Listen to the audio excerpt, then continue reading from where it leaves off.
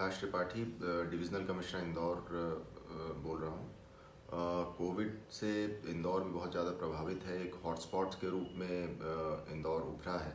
अभी तक 900 से ज़्यादा कोविड पॉजिटिव केसेस यहाँ पर आ चुके हैं। मैं सभी जनता से ये अपील करना चाहूँगा कि इस बीमारी से बचने का सबसे अच्छा रास्ता है कि हम सावधानियाँ रखें। इसमें सोशल डिस्टेंसिंग का पालन पूरी कड़ाई से करें। प्रत्येक व्यक्ति से कम 1 मीटर की दूरी बना के रखें। मास्क अनिवार्य रूप से हम लोग पहने जब भी हम लोग बाहर निकले। अगर घर में भी आपको लगता है कि किसी को कोई छींक खांसी ऐसा कोई सिम्टम है तो उसको तुरंत आप चिकित्सक को दिखाएं, ताकि वो चिकित्सक द्वारा स्क्रीनिंग करके देखा जा सके कि क्या उसमें कोविड जैसे सिम्टम्स हैं। और अगर ऐसी स्थिति घर में होती है तो आप घर में भी आप लोग मास्क का उपयोग कर सकते हैं। लॉकडाउन जो किया गया है वो आप सभी की बेहतरी के लिए किया गया है और इस संक्रमण को फैलने से रोकने के लिए किया गया है। आप सभी से मैं अनुरोध करना चाहूँगा कि लॉकडाउन का भी पूरी सख्ती से पालन करें, घर से बिल्कुल ना निकलें। और अगर कोई लक्षण आपको ऐसे लगते हैं जो कोविड संबंधी सिम्टम्स हैं तो तुरंत डॉक्टर को ज़रूर संपर्क करें। इसके लिए टेलीमेडिसिन के भी ऑप्शंस दिए गए हैं। इसके लिए घर घर सर्वे भी टीम्स द्वारा किया जा रहा है। तो कहीं पे भी लक्षण छिपाए नहीं और जितनी जल्दी हो सकता है डॉक्टर के पास आए ताकि इलाज आसानी से उसका हो सके। कोरोना वायरस के संक्रमण के विरुद्ध पुलिस व्यवस्था एवं जो मेडिकल व्यवस्था चल रही हैं उसके बारे में बहुत अच्छा समन्वय चल रहा है। जो माननीय प्रधानमंत्री जी द्वारा निर्देशित लॉकडाउन है उसके तहत पूरी व्यवस्थाएं की गई हैं, क्योंकि उसमें सबसे बड़ा चैलेंज ये है कि लोग अपने घरों से बाहर ना निकलें और उनके जो आवश्यक वस्तुएं हैं, जीवन की उपयोगी वस्तुएं, खाद्य पदार्थ हैं, दवाइयाँ हैं, वो भी उन तक सुगमता से पहुंच जाएं। इसके लिए जो यहाँ के बड़े दुकानदार हैं उनसे बात करके और एक होम डिलीवरी सिस्टम चालू किया गया है। एक व्हाट्सएप ग्रुप बनाया गया है जो ऑलरेडी इसके प्लेटफॉर्म है, डिजिटल प्लेटफॉर्म है, उनको भी इसमें शामिल किया गया है ताकि लोग घर बैठे ऑर्डर करें और उनको होम डिलीवरी के द्वारा राशन, दवाइयाँ, फल आदि मुहैया कराए जा सकें। और इसमें मैं ग्वालियर की जो जनता है उनके सहयोग के लिए उनका धन्यवाद देना चाहता हूँ कि सोशल डिस्टेंसिंग के मामले में घर में रहने के जो निर्देश दिए गए हैं उनका उन्होंने पालन किया है। पुलिस भी इन्फोर्समेंट के लिए अलग अलग तरीके से उपाय कर रही है। पहले तो सोशल मीडिया का उपयोग करके सभी को जागरूक किया गया है। अलग अलग ढंग से पिक्टोरियल, ऑडियो विजुअल माध्यम से अपीलें की गई हैं। सभी को कहा गया है कि किसी भी प्रकार का कोई आयोजन ना करें। किसी भी प्रकार का कहीं जाते समय अगर अनिवार्य कार्य से बाहर जाना है तो मास्क लगाएं, सोशल डिस्टेंसिंग का ध्यान रखें। अभी इस समय सबसे ज़्यादा जैसे पीडीएस शॉप में राशन बट रहा है, वहाँ पर भी गोले बनाए गए हैं, आगे बाहर बोर्ड लगाया गया है ताकि लोग सोशल डिस्टेंसिंग के महत्व को समझें। जहाँ पर जनधन खातों का पैसा बट रहा है, इसमें यह प्रयास करके जो बैंक के कियोस्क हैं उसके अलावा जो सीएससी हैं, जो ग्राहक सेवा केंद्र हैं, उनको भी वहाँ 300 ऐसे केंद्र हैं, उनको भी अवेयर किया गया है। उनको भी इसमें पार्टनरशिप की गई है कि वहाँ से भी ये पैसा बटे ताकि भीड़ एक जगह ना आए बल्कि अलग अलग स्थानों पर वितरित रहे, अलग अलग जगह पर रहे। क्योंकि खास करके ये जो उपभोक्ता हैं या जो जनधन खातों से पैसा निकालने वाले, ये गरीब तबके की महिलाएं हैं, 65 साल 70 साल जिनकी उम्र है, काफ़ी वल्नरेबल हैं। तो जो बैंकिंग कॉरेस्पॉन्डेंट है उनके माध्यम से इनको उन्हीं के डोर स्टेप पर राशि उपलब्ध कराने प्लस कियोस्क की संख्या बढ़ाने के बारे में वर्क किया गया है ताकि विधिवत रूप से जो पैसा है इसका वितरण हो सके। इसी तरह पीडीएस की दुकान में जो गरीब व्यक्तियों को आटा देने का सिस्टम है उसमें भी खाद्य विभाग के साथ प्लानिंग करके, गोले बना करके और एक निश्चित एरिया की दुकानों को लेकर के सभी जगह ये वितरण का कार्य अच्छे ढंग से संपादित किया जा रहा है। किसी भी चीज़ की कमी ना हो, इसके लिए पर्टिकुलर चेन बनी हुई है जहाँ से जैसे फ्लोर मिल है वो सप्लाई करें, जो होलसेल है होलसेल सप्लाई करें रिटेल को, और रिटेल ऑर्डर लेकर के लोगों को होम डिलीवरी करें। होम डिलीवरी से हमारी जो आवश्यक वस्तुओं की चीज़ें हैं उनकी सप्लाई भी निर्बाध रूप से बनी रहेगी और बाहर कोई ऐसा सोशल डिस्टेंसिंग के नॉर्म्स हैं उनका भी उल्लंघन नहीं होगा। इसके अलावा हम लोग ध्यान दे रहे हैं कि जो हमारे पुलिस के साथी हैं वो भी संक्रमण से बचें।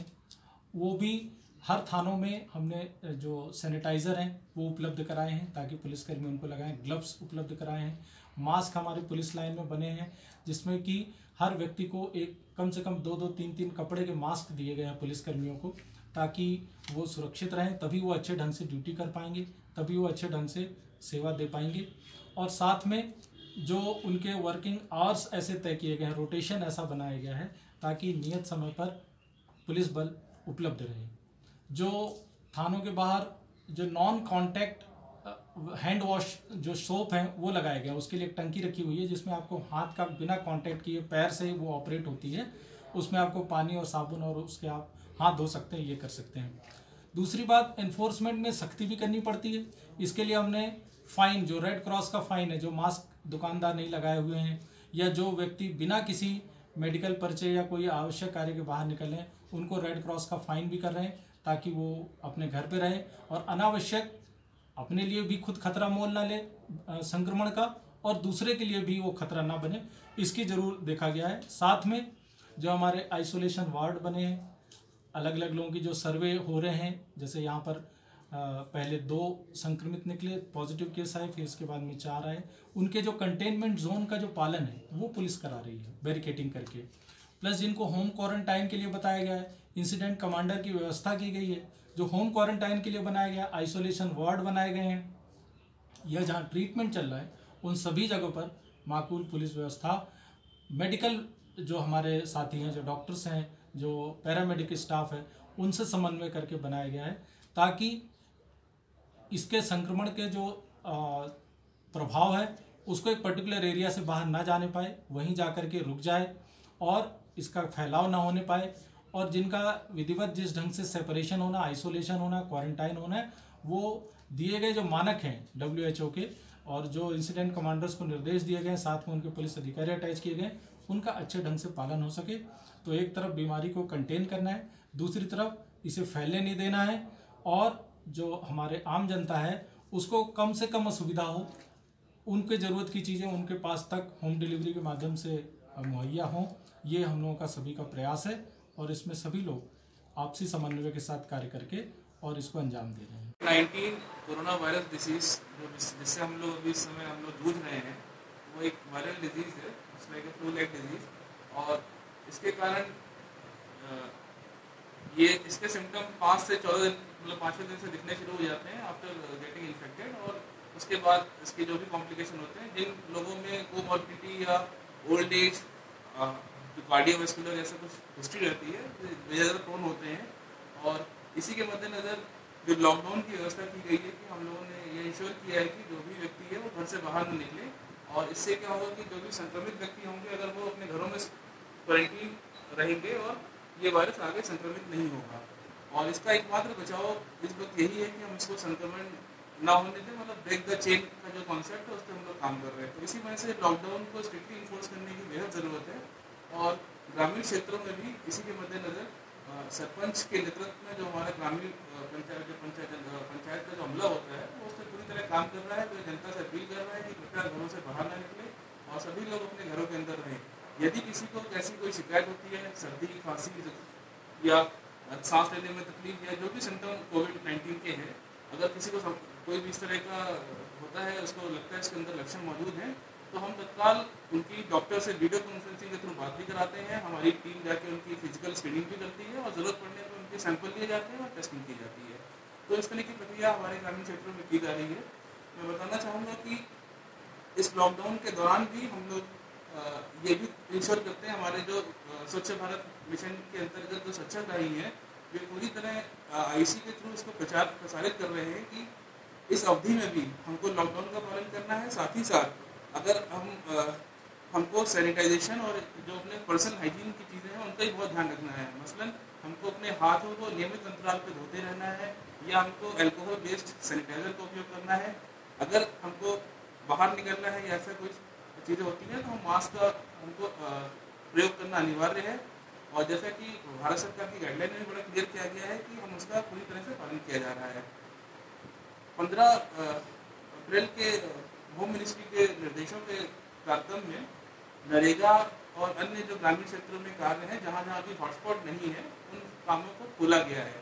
और इसके तहत हमारे ग्वालियर में भी ग्रामीण क्षेत्रों में नरेगा के तहत, प्रधानमंत्री आवास के तहत, स्वच्छ भारत मिशन और PM GSY के तहत ग्रामीण रोडों का निर्माण हम लोगों ने प्रारंभ कर दिया है। लेकिन इन सभी निर्माण कार्यों में हम ये सुनिश्चित कर रहे हैं कि सोशल डिस्टेंसिंग का पालन हो, सभी लोग जो भी इस चीज़ों में जुटे हैं या लिप्त हैं वे सभी लोग मास्क का पालन करें और सभी वर्क साइट्स पर साबुन मतलब हैंड वॉश या सैनिटाइजर इनकी व्यवस्था हो, ताकि नियमित अंतराल पर हम लोग इसका पालन करें। किसी भी कार्य को करना हमारा मतलब हम कर रहे हैं, परंतु सर्वोच्च प्राथमिकता यही है कि इन सभी स्वास्थ्य मापदंडों का पालन किया जाए ताकि कोविड-19 के संक्रमण से को रोकने में हम लोग कामयाब हो सके। और इसके साथ साथ ग्रामीण क्षेत्रों में हमारे जैसे बॉर्डर की जो पंचायतें होती हैं वहाँ पर हम लोग विशेष प्रबंध ये कर रहे हैं, क्योंकि बहुत बॉर्डर क्षेत्रों में दूसरे जिले या दूसरे राज्यों से आने वाले कई हमारे मजदूर भाई बंधु हैं जो कि आ रहे हैं।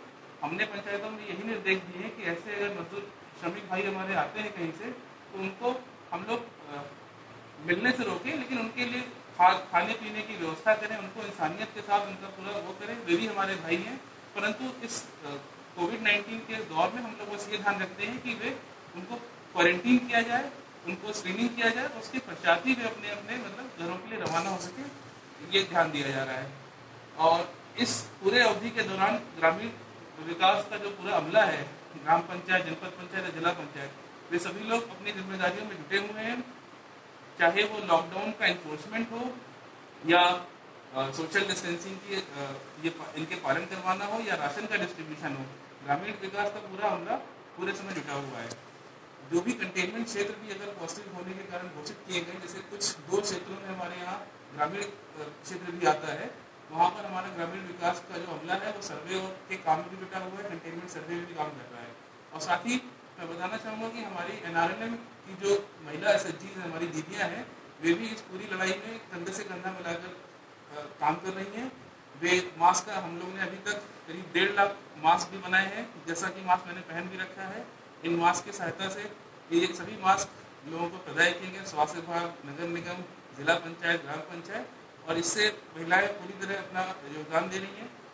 जिला पंचायत ग्वालियर ने एक इनोवेशन और भी किया है, क्योंकि सप्लाई लाइन काफ़ी हद तक डिसरप्ट हो गई थी और लॉकडाउन का पालन करवाना भी अनिवार्य था। तो ऐसी दृष्टि में हमारे यहाँ हमारी महिलाओं ने ये भी काम किया कि एक इनोवेटिव ऐप के तहत, सर्व ग्वालियर के तहत, हम लोग ने ग्राम पंचायतों से सब्जियां मंगाकर, ताज़ी सब्जियां और फल मंगाकर उनको शहरी क्षेत्र में उस ऐप के माध्यम से वितरित भी किया।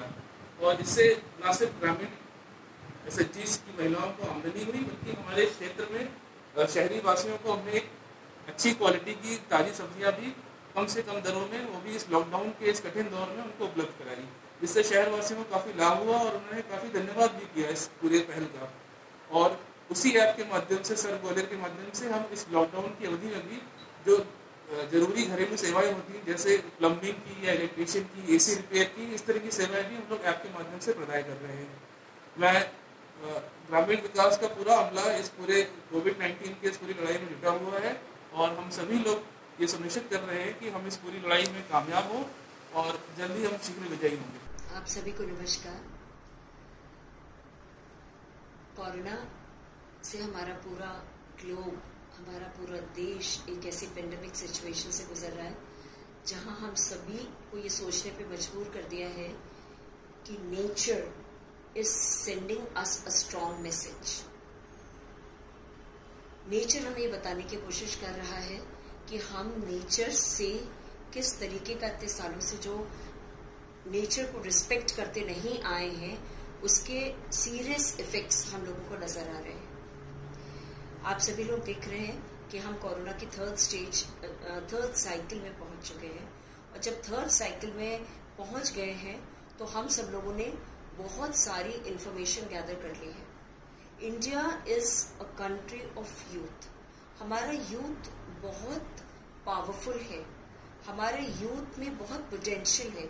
ये यूथ हमारी सारी इंफॉर्मेशन जो अभी अवेलेबल हो रही है इस कोरोना के ऊपर, जो electronic media, press media, newspapers, videos जो चल रहे हैं, उसमें आपने सभी ने ये पढ़ा है और सभी ने ये देखा है कि हम इस सिचुएशन को जीतने के लिए क्या क्या कर रहे हैं। हमारे माननीय प्रधानमंत्री जी हमारे देश को एड्रेस कंटिन्यूसली कर रहे हैं। हमारे गवर्नर साहब जो चांसलर है मध्य प्रदेश के, वो कंटिन्यूसली इसके अवेयरनेस प्रोग्राम्स को आगे बढ़ा रहे हैं। इस सारे अवेयरनेस प्रोग्राम्स में एक बात निकल के आई है, सोशल डिस्टेंसिंग हम लोगों को करनी है। Why social distancing? हमको मास्क पहनना है, हमको क्यों पहनना है? मैंने ये यूथ की जो बात करी वो ये है, यूथ इन सारी ऑथेंटिक इंफॉर्मेशन को पढ़ रहे हैं, देख रहे हैं। तो मेरा सबसे पहला मैसेज ये है कि जितनी भी इंफॉर्मेशन है वो सारी ऑथेंटिक इंफॉर्मेशन आप लोग पढ़ें। आईसीएमआर की डीजी कंटिन्यूसली एड्रेस कर रहे हैं, WHO अपनी गाइडलाइंस भेज रहे हैं। हम सारी ऑथेंटिक इंफॉर्मेशन में ये निकल के आया है कि social distancing is you are away from infection.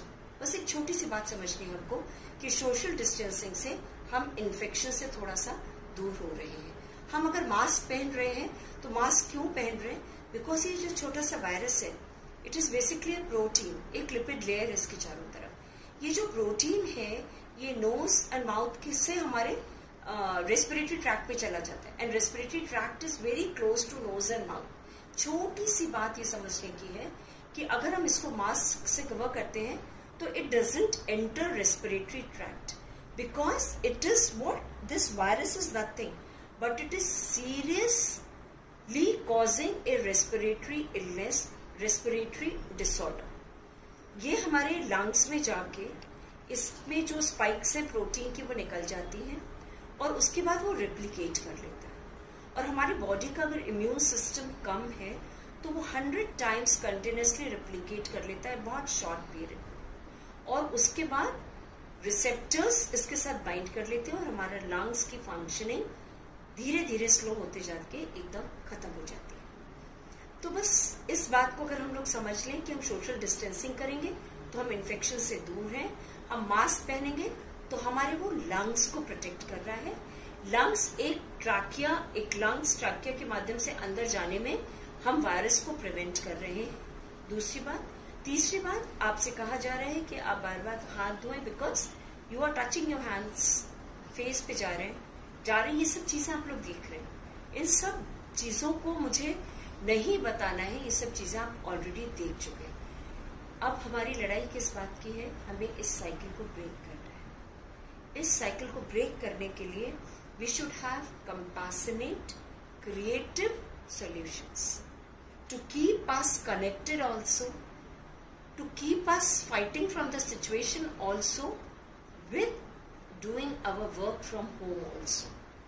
हम अपने काम को भी नहीं छोड़ सकते। हम अपने देश को आगे बढ़ाने के लिए, मैं एक विश्वविद्यालय को गवर्न करती हूँ, उस विश्वविद्यालय में लगभग 3 लाख बच्चे हैं।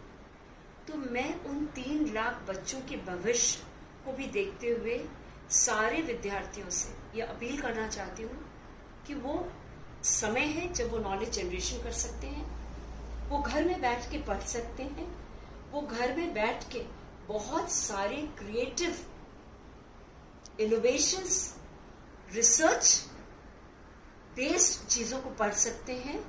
और इन सब को पढ़ने के बाद ही हम मेंटल हेल्थ को इम्प्रूव कर सकते हैं, और जब हमारी मेंटल हेल्थ इम्प्रूव होगी तो हमारी फिजिकल हेल्थ बहुत ज्यादा इम्प्रूव होगी। तो मेरा आज का मैसेज ये है कि कोरोना वायरस को जीतने के लिए हमारे पास सबसे पहले नो फियर्स, किसी बात से हमको डरना नहीं है। हमारे पास बहुत सारी नॉलेज है, हमें उस नॉलेज को इम्प्लीमेंट करना है।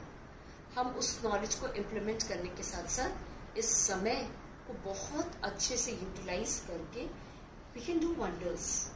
सो we have to think that we are here to do wonders and we will see the entire globe smiling again. Thank you very much.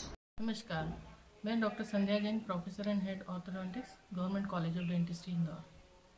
जैसा कि विदित है, हम सभी एक बहुत ही बड़े मुश्किल दौर से गुजर रहे हैं, जहां हम सभी को एकजुट होकर इस वायरस का सामना करना है और कर भी रहे हैं।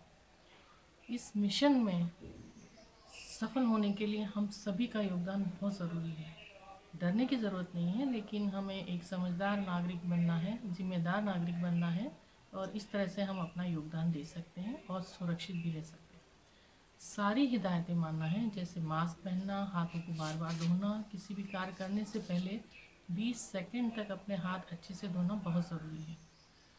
ज़रूरी काम से अगर हमें बाहर भी जाना पड़ता है तो बाहर से वापस आकर हम नहाएं, धुले कपड़े पहने, उसके पश्चात ही कोई चीज़ छुए। इसी के साथ ही किसी तरह की अफवाह से बचें, वर्ल्ड हेल्थ ऑर्गेनाइजेशन से पूरी अच्छी जानकारी प्राप्त करें।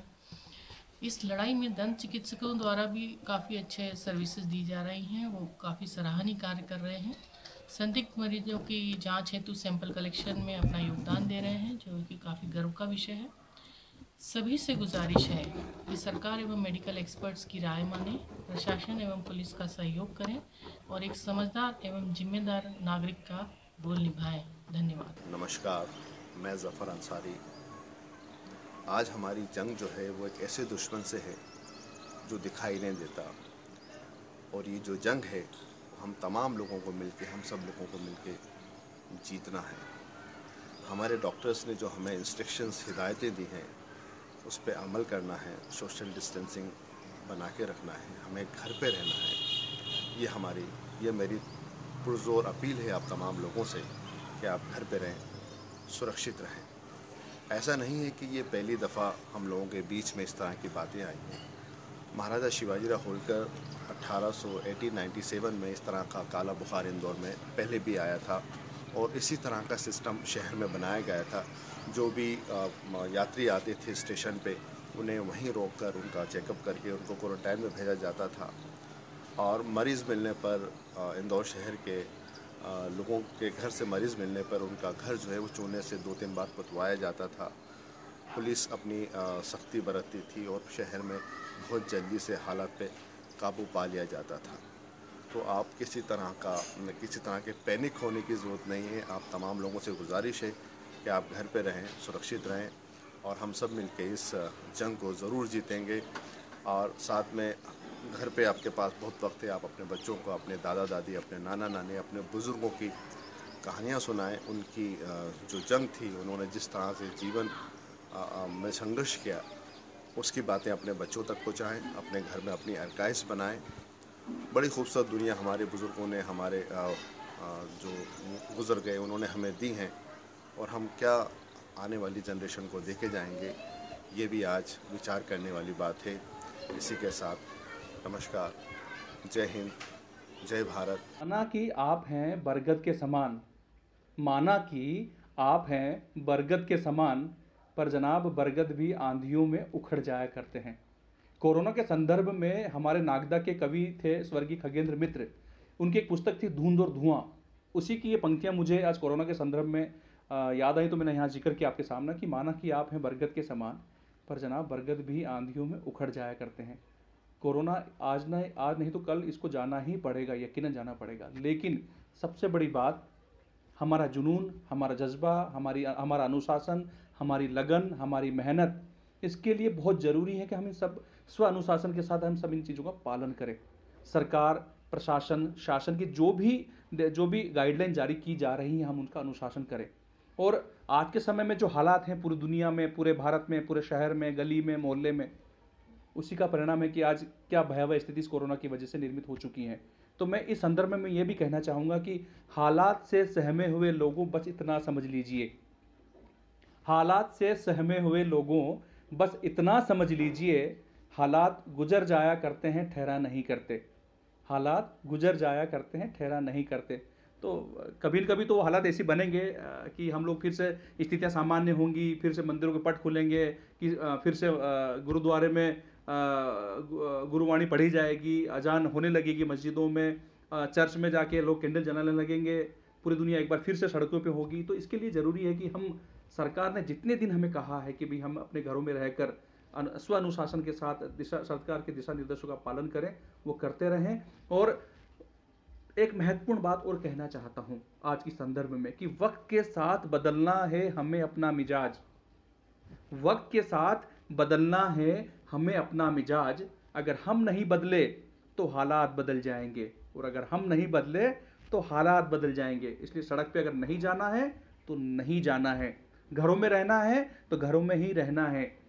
हमें सोशल डिस्टेंसिंग का इस्तेमाल करना है तो करना है, हमें मास्क लगाना है तो लगाना ही है, हमें कहीं भी जाएं तो साबुन से कितनी बार हाथ धोना है, ये सारी चीज़ें जो अभी तक लगभग हम सब चीज़ों के आदी हो चुके हैं, ये अब हमें बार बार बताने की आवश्यकता नहीं है। ये सारी चीज़ें अब हमारे जीवन का इस हिस्सा अगर होंगी तभी जाकर हम यकीनन इस कोरोना के युद्ध में सही मायने में योद्धा बन सकेंगे, रणबांकुरे बन सकेंगे। मैं एक बार फिर से आप सभी से अनुरोध करना चाहता हूँ, कोरोना आज नहीं तो कल हमारे बीच से जाएगा, लेकिन इसके पीछे हमें एक बहुत सारी बात सिखा के जाएगा कि हमें किस प्रकार अपने जीवन में बदलाव लाना है, किस प्रकार हम अपने स्वास्थ्य के प्रति जागरूक हों, किस प्रकार हमें अपने स्वविवेक से अपने जीवन को संवारना है, किस प्रकार हमें राष्ट्र के लिए, समाज के लिए एक बेहतर योद्धा बनकर, एक रणबांकुरा बनकर समाज को नई दिशा और दिशा देना है। इसके लिए हम सभी पहल करें, आगे आएँ, तब जाके हम बेहतर से बेहतर नागरिक इस राष्ट्र के लिए साबित हो सकेंगे। धन्यवाद। नमस्कार बंधुओं, इस समय हमारा देश और पूरे विश्व में कोरोना का संकट छाया हुआ है। विश्व की एक बहुत बड़ी आबादी इस कोरोना संकट से जूझ रही है और कई लोग जीवन और मृत्यु से संघर्ष कर रहे हैं। ये कोरोना संकट क्यों आया, क्या परिस्थितियां बनी और कैसे इसने विकराल महामारी का रूप लिया, ये बहुत सारे प्रश्न हैं जो आज हमारे और आपके मन में एक प्रश्न चिन्ह बन के उभर रहे हैं। ये कोरोना संकट एक जीवाणु के द्वारा फैलाई गई बीमारी है और मुख्य रूप से ये माना जाता है कि चमगादड़ के कारण ये बीमारी विश्व में फैली। इसके फैलाव में महत्वपूर्ण बात यह है कि हम जो आपस में बातचीत करते हैं और उस समय हमारी लार के साथ में इस बीमारी के जो जीवाणु हैं वो हवा में तैरते हैं और मुंह और नाक द्वारा सांस लेने के समय वो दूसरे के शरीर में प्रवेश कर जाते हैं। ऐसा नहीं है कि ऐसी बीमारी पहली बार फैली है। वर्ष 2002 और 2003 में सार्स नाम से ये कोरोना वायरस फैला था और उस समय विश्व में 8,000 लोगों के लगभग इससे प्रभावित हुए थे। इस बीमारी की मुख्य बात यह है कि ये रेस्पिरेटरी सिस्टम को इफेक्ट करती है। शुरुआत के दिनों में जब ये जीवाणु आपके शरीर में पहुंचता है तो प्रारंभिक दिनों में कोई लक्षण इसके सामान्य रूप से दिखते नहीं है। सूखी खांसी रहती है, थोड़ा सा शरीर का तापमान बढ़ता है और उसके साथ साथ शरीर में थकावट महसूस करता है आदमी। पर धीरे धीरे अगर उस समय ये ध्यान न दिया जाए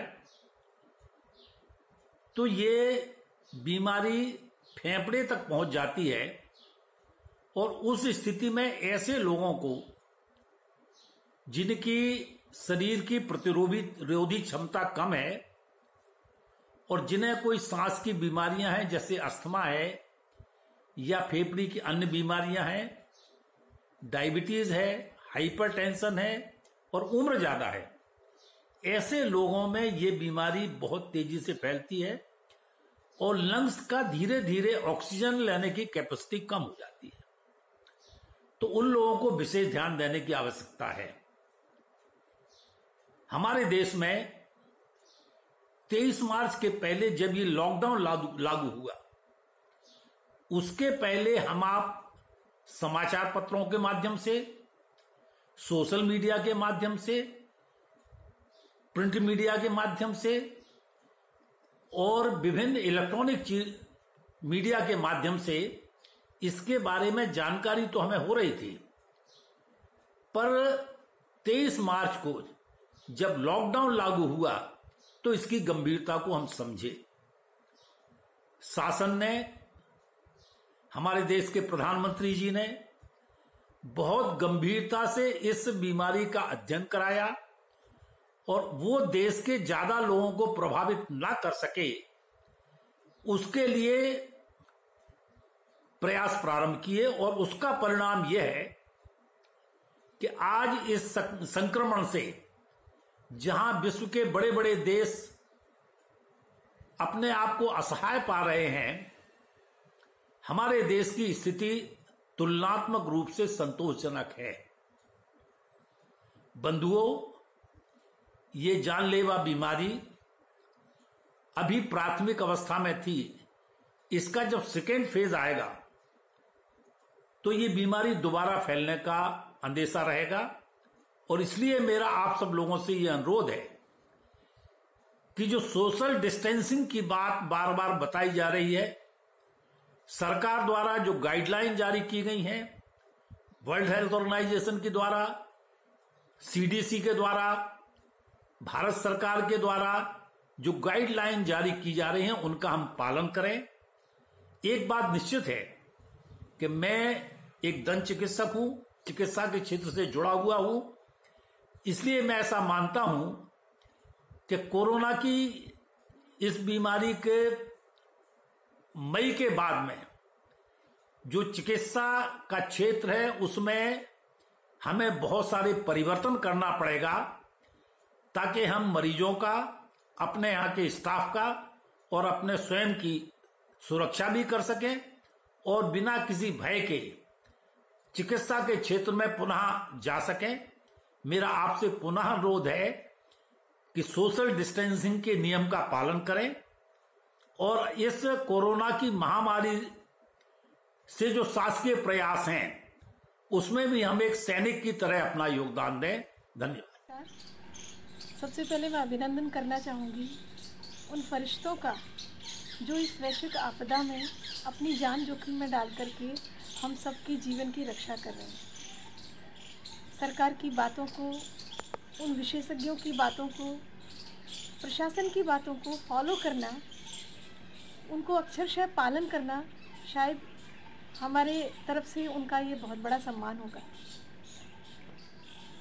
ये लॉकडाउन की जो एक लंबा समय है, एक लंबी अवधि है, इस अवधि को हम कुछ अच्छा करके, कुछ नया सीख के भी निकाल सकते हैं।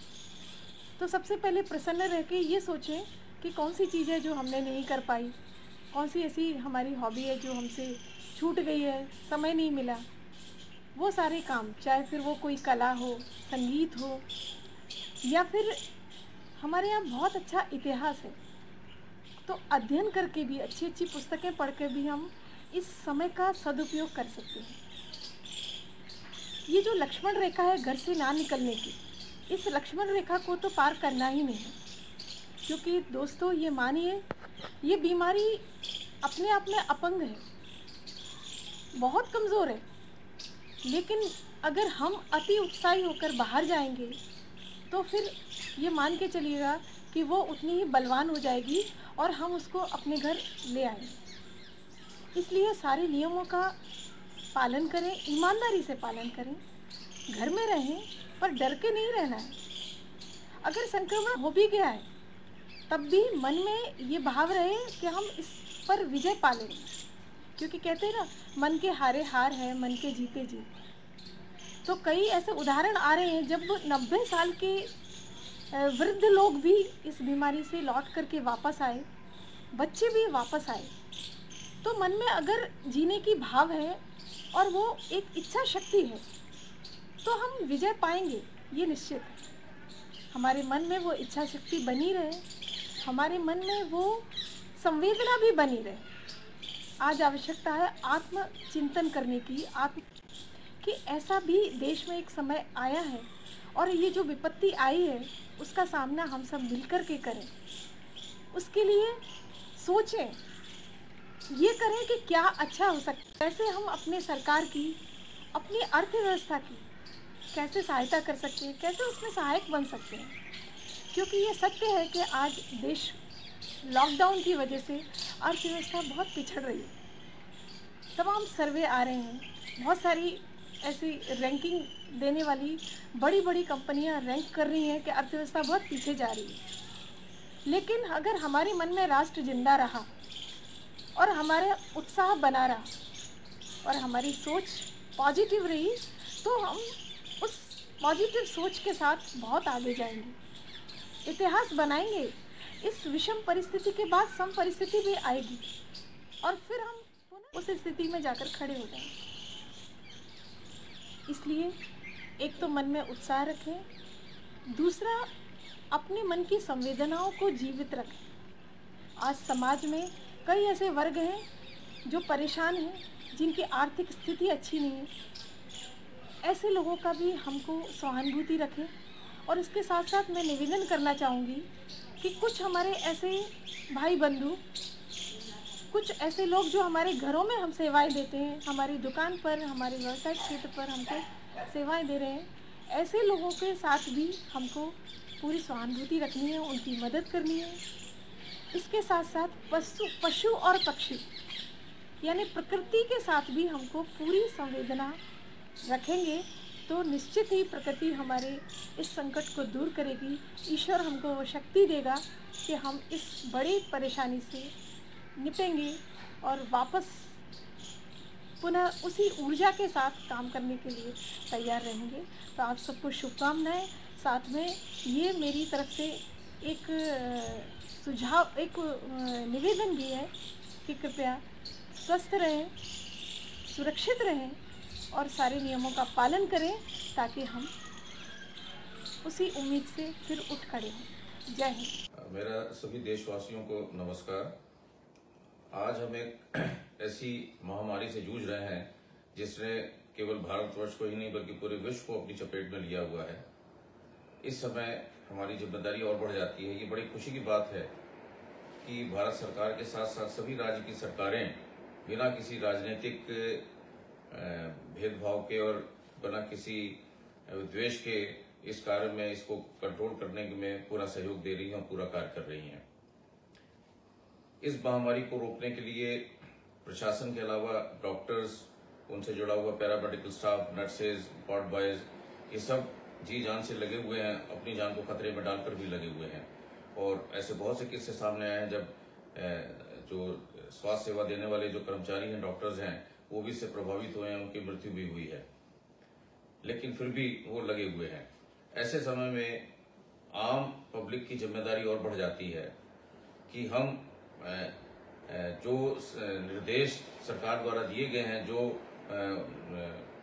कार्य वो चाहते हैं कि हम जनता के तौर पर करें, उनको हम करें। क्योंकि हमारे हाथ में इलाज करना नहीं है, लेकिन हमारे हाथ में इस बीमारी को फैलाने से रोकना है।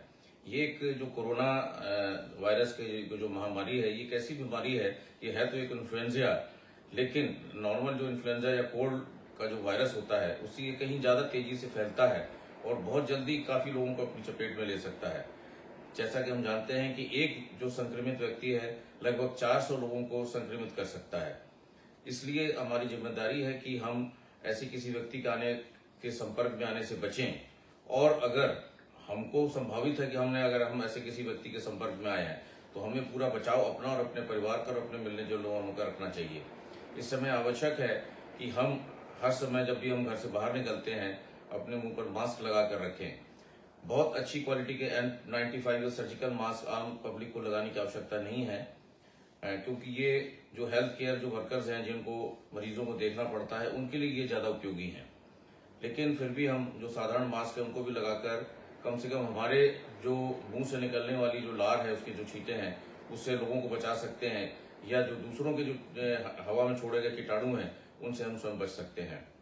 इसके अलावा एक जो समस्या और है कि लॉकडाउन हमारा अभी तक 21 दिन का था, लेकिन जो मेडिकल साइंस कहता है कि अगर हमें इन्फेक्शन को बिल्कुल जीरो पर लाना है, बिल्कुल खत्म करना है, तो ये कम से कम 49 डेज का, 49 दिन का ये होना चाहिए।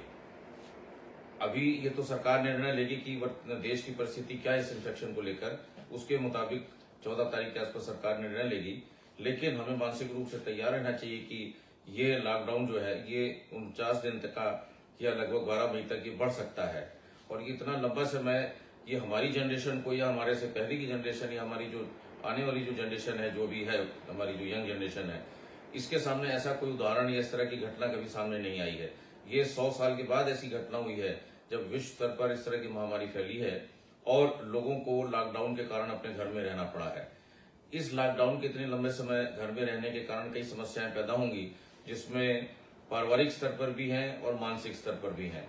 इनसे कैसे जूझना है, इसमें परिवार के जो मुखिया हैं और परिवार की जो मुख्य महिलाएं हैं, उनकी जिम्मेदारी बढ़ जाती है कि हम अपने आप को, हम अपने मनोबल को ऊंचा रखें, हम स्वयं और न ही हमारे आसपास के लोगों को हतोत्साहित ना होने दें।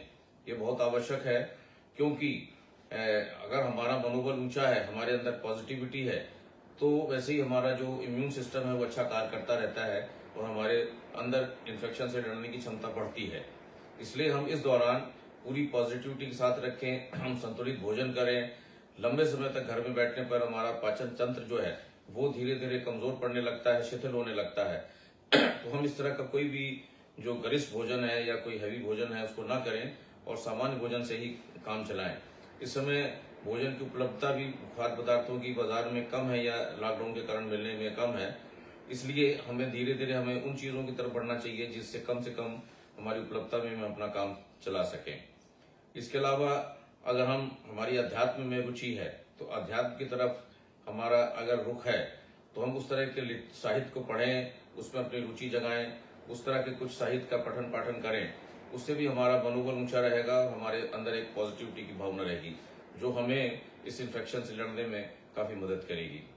मेरा यही आप सभी को संदेश है और मैं उम्मीद करता हूं कि आप शासन के द्वारा दिए गए निर्देशों को पालन करते हुए अपने घरों के अंदर ही रहेंगे और केवल बहुत आवश्यक पड़ने पर ही, जैसे कि कोई स्वास्थ्य संबंधी कारण है या कोई अन्य कारण है, तभी आप घर से निकलेंगे और वो भी पूरी सावधानी के साथ, क्योंकि बाहर निकलने पर आप केवल स्वयं को ही खतरे पर नहीं डाल रहे हैं बल्कि आप अपने परिवार को भी खतरे में डाल रहे हैं। तो आप स्वयं का और परिवार का ध्यान रखकर इस चीज का निर्णय लें और इस सरकार के निर्णय का, लॉकडाउन का पूरा अक्षरशः पालन करें।